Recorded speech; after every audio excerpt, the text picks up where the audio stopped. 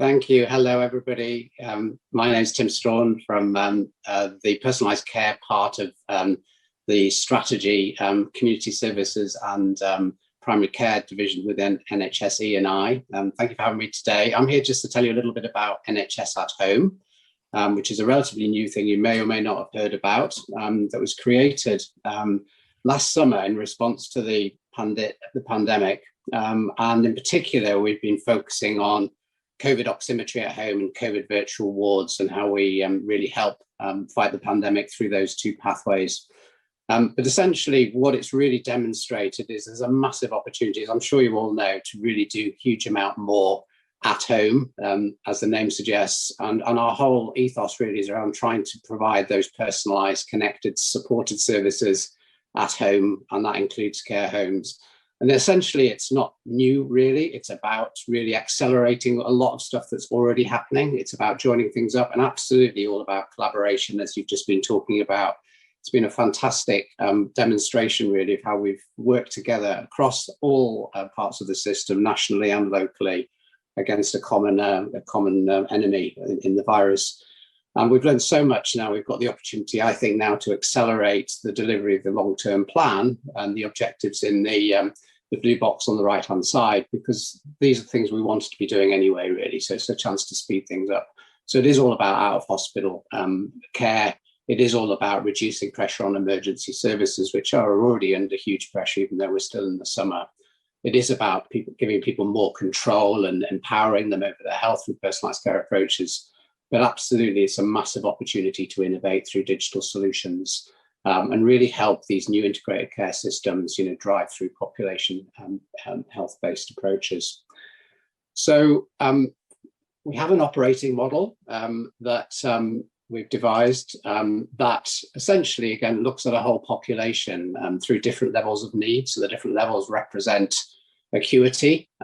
So starting at the left, people that are generally well and can look after themselves, right through to the other end of the spectrum where we've got the virtual wards that people could be helped at home that would otherwise be in hospitals, and everything in between, really. And what I think we're seeing is this actually could be delivered locally through an ICS platform and local technologies, probably a common platform across a patch that's the same for all of these levels. But what would be different would be the workforce model. And as you move to the right, people would have higher degrees of monitoring and supervision to support them at home safely. So essentially, this is an enabling program that helps other national programs, population health management, anticipatory care, elective recovery is a huge issue at the moment, and same-day emergency care. So we're working very collaboratively with all of those programs to think about how do we create this environment for these key enablers, personalised care. NHS X colleagues, Breed and others have been fantastic in terms of the supporting care at home program, which is really making a massive difference. NHS Digital on the data and that's so important to underpin this in terms of clinical care, but also evaluation and management information. But at its heart, really, this is a workforce transformation, because actually this is about the workforce working very differently with people in their own homes. And so there's a massive training development support offer that we're developing as part of this, very much in co-production with families and carers. So the next slide is just showing you the existing initiatives that we have already up and running. We've moved very quickly over the last year, so not just on the oximetry and the COVID virtual wards, but we're now moving very much into supporting primary care and restoration through what we're calling proactive care at home. So this is based on some long-term condition pathways where we're looking to support people with multi-morbidities, primarily around CVD and respiratory conditions, but really helping them and helping primary care to identify those patients and actually give them the tools they need to support themselves at home and escalate and get help when they need it, which was absolutely the principle around oximetry. So empowering people with the tool, and the oximetry case, the oximeter, to self-monitor, self-manage, and then get help when needed on an early stage. And as a result of that, reduce their time in hospital or length of stay and improve mortality and other outcomes. And a big component of that proactive care is the blood pressure initiative, which you might have heard about, which is a huge initiative by the CVD prevention team nationally that we're supporting to get blood pressure monitors into the hands of people that are most at risk with uncontrolled hypertension, and again, helping them to manage that and have their drugs titrated to support their needs. So huge technical opportunities with all of that. And what we have seen through the virtual wards, the COVID work, is about 45% of sites have taken up the enhanced tech offer that NHSX have offered. So that's really encouraging. And we're just really seeing that escalate. So we are now turning our attention towards virtual wards more generally, which I think is going to be a huge opportunity to take pressure off this winter. And we're starting to look at condition or symptom-based pathways now, and particularly focusing on breathing as something we think that's going to be a massive opportunity to take the pressure off hospitals this winter. So more to follow on that. In terms of the GP perspective, this is absolutely critical. They're under huge pressure at the moment. And so what our offer around proactive care at home is around giving them the tools to make their life easier, to take the pressure off them a little bit, really. And that's essentially by helping them with identification tools within System 1 and EMIS to identify the patients they're most worried about, that are most risk, most vulnerable, but then to work with their wider primary care teams and the new roles we've created in primary care. So these are link workers, care coordinators, healthcare assistants, health and wellbeing coaches, to really think about how do we provide that extra level of support at home. Again, using technology wherever we can, albeit we've got to be careful of the inequalities of digital exclusion. So we want to make sure that these pathways don't preclude anybody that's not able to access those services as we move forward. So just moving on again, just a reminder of the various components of personalised care, which is so important to us in terms of delivering these person-centred approaches. So a lot of these pathways start with a better conversation around what matters to individuals, what's important to them at the heart of this. And that includes, what form of support is important to them. And that might be digital, it might not be digital. And so this is about not a one-size-fits-all solution, but really giving people what's most helpful for them to achieve the goals that they've got. It is around creating care planning and recording those goals, giving people choices, menus of options about how they might receive that support. So rehabilitation is a big issue at the moment. So thinking about, which patients do want traditional rehab versus virtual rehab. Community support, social prescribing is a massive opportunity, as a huge amount of these issues are caused by social and wider economic factors. And so we're really stepping up through our social prescribing program, the dovetail in of those wider community assets, which is so important to this. But at the heart of what we're doing, it is about self-management. It is about knowledge, skills, confidence. It's about giving people what they need to do more themselves, understand what's normal for them so they can routinely measure and monitor themselves or their families or their loved ones. As I said earlier, really start to then get the help and support they need as and when, if they do deteriorate or if they do need extra help. And using budgets, personal health budgets, where appropriate.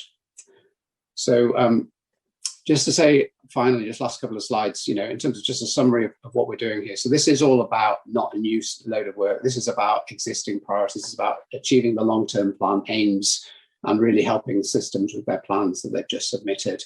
So it's not top down. This is all about ICS support and offer to ICS systems who will be in the new landscape. That's where the governance, that's where the organisation will happen, which is a massive opportunity for integration.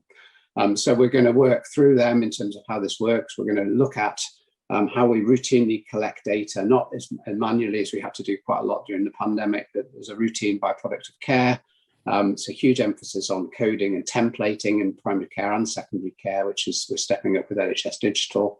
We're organising this through local governance. One of the key things that's critical to this is the funding. So we're also trying to think about how we streamline, coordinate, match all the various funding that's going down to systems, not just for digital, which is an NHSX funding, but actually personalised care are sending money down. A lot of the clinical networks are pushing money down. So what we really want to do is think about how can we add value by aligning those things around some common pathways, some common needs, which will really help everybody, I think, move much faster and further. So final slide, and then open this up for some discussion with Bree. So key things really for me I wanted to sort of flesh out in the next few minutes are, this is all around ICS-based solutions. So how do we interface, how do we work with ICSs and support them for that innovation, that local innovation, We're not going to be, I don't think, prescribing national solutions. We might be creating frameworks and tools, but that's very much to act as a framework to help ICSs implement what's most matters and most to them. It is about a fundamental shift to empowering people, which we've been trying to do for a while, but I think the pandemic's really demonstrated that is possible, and technology's got a massive role to play, and particularly our focus at the moment is all around recovery and improvement. So certainly a lot of huge amount of work, not just around restoration in primary care, but around how do we help protect hospitals for their elective recovery and manage people on waiting lists. We've got over 5 million people now on waiting lists, and a huge opportunity to do that. The other things we need to think about are around being really clear around the problem we're trying to solve. So this is about a real focus on pathways and operating procedures first. I think if we don't start with the problem we're trying to solve, we won't ever get technology fully and properly implemented, I don't think. So it is about working together to think about that, and that's where we've seen real value in the COVID pathways.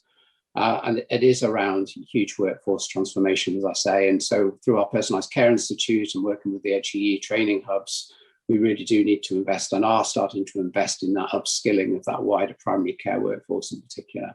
And that will include the whole inequalities agenda, which is so important, the data capture, the interoperability, which I know a huge amount of efforts continue to go on, but it feels like we're at a turning point on a lot of that now. But the final thing I really wanted to sort of touch on, which is so critical to this, is actually how do we make this sustainable? How do we make sure that we do have the right reimbursement mechanisms within commissioning and incentives? So we are working now with finance around how do we, in the new ICS landscape, make sure that hospitals, integrated care systems, primary care are incentivized, reimbursed to keep people at home appropriately where that's safe to do so with technology, so that actually there is a business model there for local and national suppliers. There is a business model there to say if actually it's worth moving staff around, providing integrated solutions. So we see that as absolutely critical and as a huge part of the work that we're doing. So I'm going to stop there and hand back to Breed, if that's okay. Thank you, Tim. And I should say we've been working very closely, particularly through COVID Oximetry at Home and COVID virtual wards, and it's been a really good example of how clinical models, national policy enabled by technology can make 45% of organisations taking up a technology-enabled option. So we thought we'd have a little chat whilst questions were coming through, and I'm just going to sort of start by, Tim, it's really interesting because I think we still talk about empowering patients. And for me, that's something about the old way. It's like the power sits with health rather than with the patient. And it's really about partnerships with patients. And I'm minded of a quote from a conference some time ago. We need to move as clinicians from being the sage on the stage to the guide on the side. And I think some of your workforce, there's something about how do we change that culture as well? Because the technology can enable that, but not if the power doesn't shift. So I don't know if you've got a view on that. I have. No, it's such an important point, because I think if we're being really honest, we have been and still are to some extent very paternalistic, and it is a very much a parent-child relationships patients have with their clinical contacts, and I think that's the bit we have to. It has to be a partnership of equals, doesn't it? It has to be an adult-to-adult conversation. In transactional terms, and we are seeing that, but we have to try and push that harder. And I think the technology is a really key enabler to help empower people, so they feel more confident to ask the right questions. But ultimately, they alone and their families know what's best for them. And clinicians can advise, they can help, they are experts. But ultimately, we have to make our own decisions about what's right for us and our circumstances. Nobody knows our own circumstances better than ourselves. And I think we've got a huge campaign to really get that through. But that's the journey I think we're all on, and I think we are making progress. Yeah, and we heard earlier from Tara about the Warfarin INR project in the Northeast, and actually that's shown that where you give patients control of the management of their condition, their outcomes, their longer term outcomes, they stay within the therapeutic range. So it's something about we will get benefits from this if we can make it work. Also, it's interesting. We're at a really interesting point with the ICSs, aren't we, in terms of system level working. And maybe moving away, having worked in technology and improvement for many years, I can't remember how many business cases I've gone through where you're trying to determine benefits when the cost is incurred elsewhere or vice versa. Actually, working a system should give us a really big opportunity here to do something different, shouldn't it? Absolutely, and there have been perverse incentives, if I'm honest, around acute providers versus community health, social care. There have been different budgets, and people ultimately, when they're under pressure, revert to type and look after their own organisation. And I think what we're going to see with ICS is much more system groupthink, and actually the financial incentives will be at system level and not at organisational level, and that will change behaviours. And if people are incentivized to start to think system wide, they will start to do things that are in the wider patient best interest rather than the organization. Now, that sounds really obvious, but that's a massive shift. And I think that's fundamentally for me, the big change in ICS is that whole population, whole system approach. And integrated care has been on the agenda with social care for so many years, but this is our opportunity to do that. And again, technology is a huge enabler of that. Yeah, we've had a few questions come in from the audience, so let's have a look. One of them is NHS at Home is a fantastic initiative. How do you assess the partners that you're working with to deliver services, or is it decided at a local level? So we want to work with everybody. We can't do this on our own. And actually, this is about local. This is all about local systems, as we've just been saying, to do this. So all we are is a national support offer, and we want to collaborate with all the national partners, working with and through regions to support those systems. And that's exactly what we've done. So we try to create structures where, we are not reinventing wheels, we're just bringing people together, joining up existing programs of work and saying, actually, if we work together, if we join forces, if we join funds, if we join initiatives and focus on the same problems and pathways, we can do so much more together. So absolutely want to work with everybody. And I think key to this is working through the clinical networks. Having clinical leadership has been fundamental to this. And so working as they're starting to get more mature locally through the respiratory networks, the cardiac networks, they're going to be a huge enabler for change alongside the HSNs, public health. There's a huge number of partners we want to work with on this, including the academic partners and the private sector and commercial partners. We've all got a massive role. Yeah, and interestingly, we had a question in the chat in an earlier session about product selection, and we're really clear from an NHSX perspective that we're not defining products. What we're doing in the centre is defining, working alongside you, is defining policy, clinical models, creating frameworks for people to make some of the procurement of products easier. But we all know that actually success is based on local ownership, and we're not trying, that I think permeates everything we do at the moment, doesn't it? Absolutely. And I get a lot of approaches, I'm sure you do, Breed, with people wanting us to, buy or procure or commission an app or a product centrally. And actually those days aren't here anymore, or if they ever were, it is very much for local commissioning systems to decide what's right for them. I think where we can add the value nationally is to say, these are the products, the tools that, are consistent, they meet the standards, they meet the interoperability. Here is the menu for you guys locally to procure and manage the things right. And we want to support that, but that's got to be decision making. Yeah, and that's worked really well in our work on COVID, hasn't it? There's a question about primary care under immense pressure at the moment. How do we make space for GPs to adopt new technologies to support patients?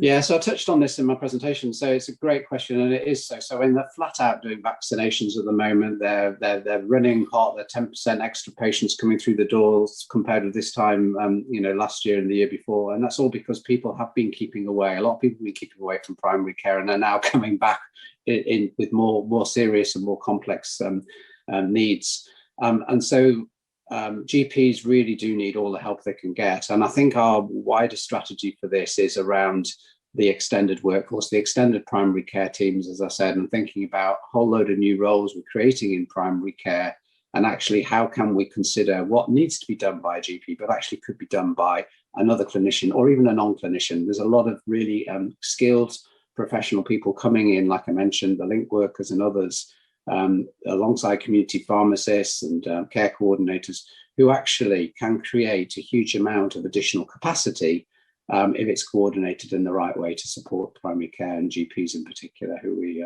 really need. There's some interesting conversation going on about empowering patient discussion. So I think we've touched on something that everybody feels quite passionate about. And it's actually, somebody's just mentioned something, that it takes longer to empower patients. So that, and we've talked about this quite often on onboarding patients onto digital pathways. It does take, and it needs to be done properly. It does take time, but actually the benefit then is that actually down the line, there aren't so many interactions, but we do have to acknowledge that and work through what that means workforce wise. But somebody just said calling people patients reinforces the medical model. I feel in my whole career we've gone around this loop so often, and I'm not, again, it's a really valid point, but it's something we need to really consider, isn't it? You're so right, and yeah, we should avoid that term. It is we're all people and individuals at the end of the day. So patience does, I know, does go to that paternal word, doesn't it? And that I mentioned earlier on. But I think this is where I think the personalisation and the personalised care agenda is so important, because we really do want to understand and measure what we call people's activation or their knowledge, skills, and confidence, where they're starting from. And actually, there is scientific ways of doing that through through PAM and other measures that actually do tell you whether someone's very low on the activation scale and lacks the confidence they need versus people that are highly activated. And actually, we should be tailoring our approaches and support to them based on their needs and not a one size fits all.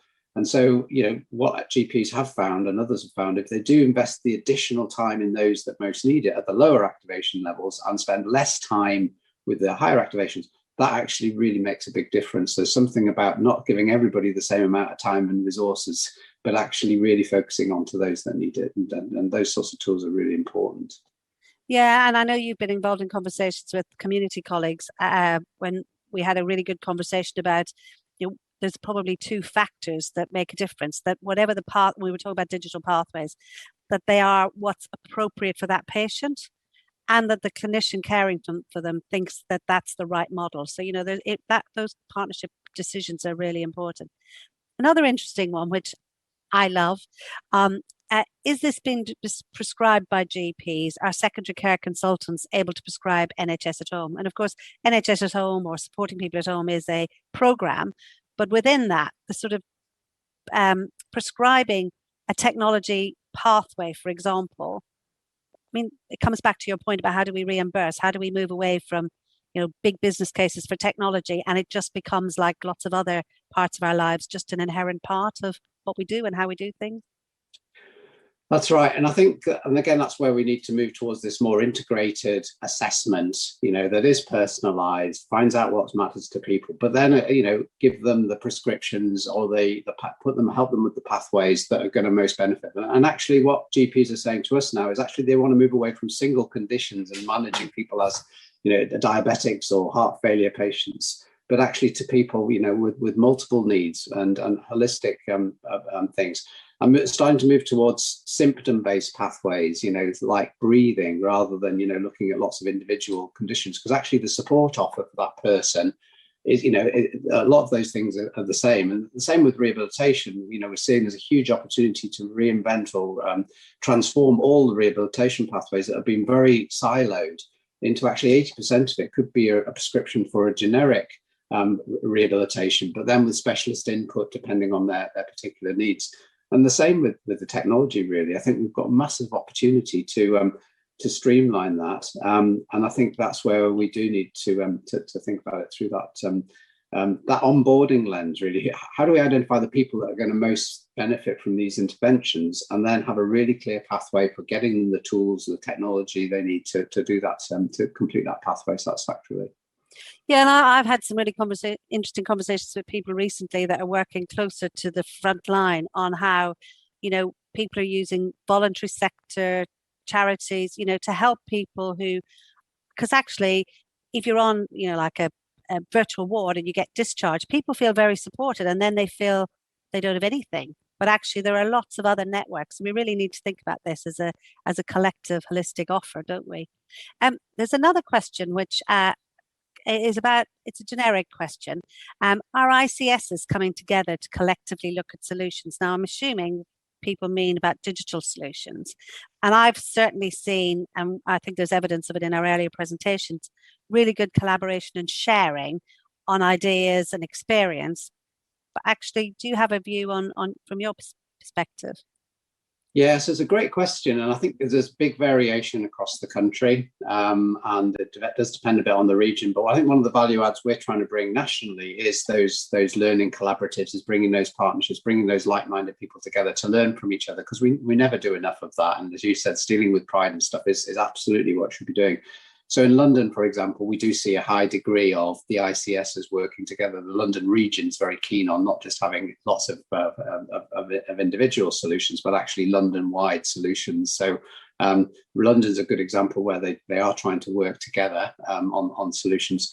Whereas, in other regions, it is less fragmented or more fragmented and less coordinated by the region. So huge variation. But I think over time we will start to see, people doing more and more at scale, to be honest. Yeah, and when we were at there was a conference last week, 2 weeks ago, IHI, an international conference, and Mary Dixon Wood challenged us about whether we always need to start small and scale, or whether we should be able to scale. And I think that's an interesting challenge or provocation when you think about ICS and moving forward.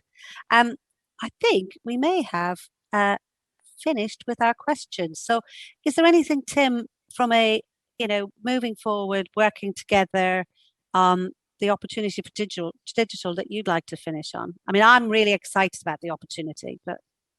Yeah, likewise, Breed. I mean, it's been a fantastic working together, and I think there's just so much more opportunity we can do together. And I think what we've proven is what the art of what's possible, in horrible circumstances in the pandemic, how people just do extraordinary things at extraordinary speed. And I think the real challenge now is how do we lock in those beneficial ways of working and, build on and accelerate and get that mix between that bottom up innovation and that top down sort of strategy, get those working together. And I just think we've got the perfect time to do that now. Actually, somebody challenged me last week or the week before on bottom up, top down, because it's a term we used, and they talked about side by side.